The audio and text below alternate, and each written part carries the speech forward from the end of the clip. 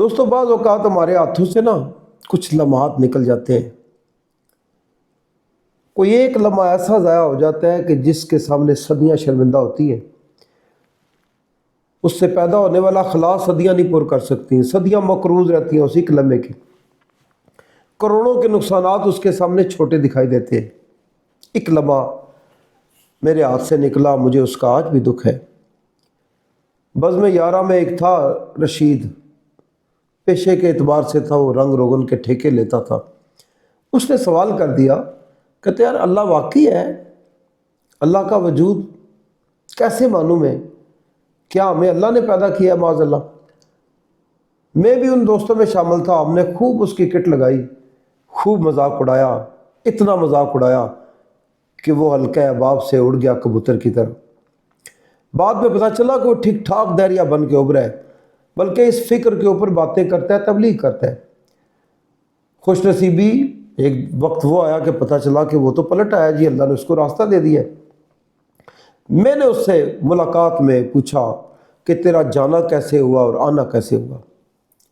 دوستان عزیز، اس نے جو بات بتائی نا، پہلا پہلو یہ تھا کہ کچھ دوست تھے یورپ پلٹ، جن کے نظریات یہ تھے، بس ان سے دوستی ہوئی، ان سے باتیں سن سن کے میرے اوپر کچھ فرق پڑ گیا اور میں نے راستہ بدل لیا۔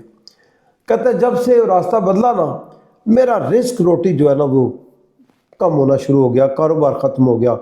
ایک ایسی صبح آئی کہ میری بیوی نے مجھ سے کہا کہ آج شام تک اتنا قرضہ ہو گیا، وہ نہ اترا تو میں میکے چلی جاؤں گی، طلاق لے لوں گی، تیرے ساتھ ویسے بھی رہنا میرا نہیں بنتا کیونکہ تو اللہ کو نہیں مانتا۔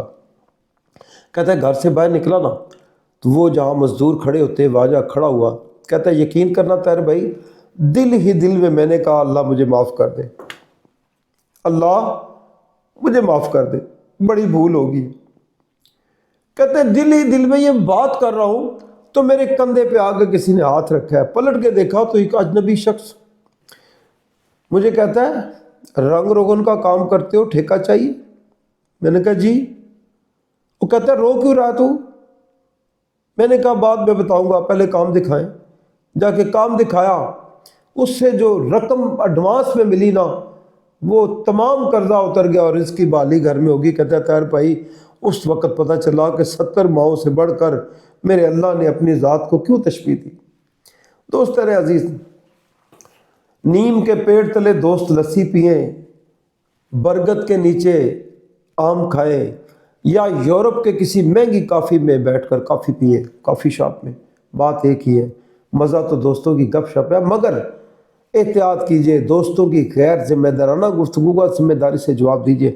بعض اوقات انہیں آپ کی مدد کی ضرورت ہوتی ہے، تو اللہ تعالیٰ ایسا وقت نہ لائے کہ ہم کوئی لمحے ضائع کریں اور صدیاں شرمندہ ہوں۔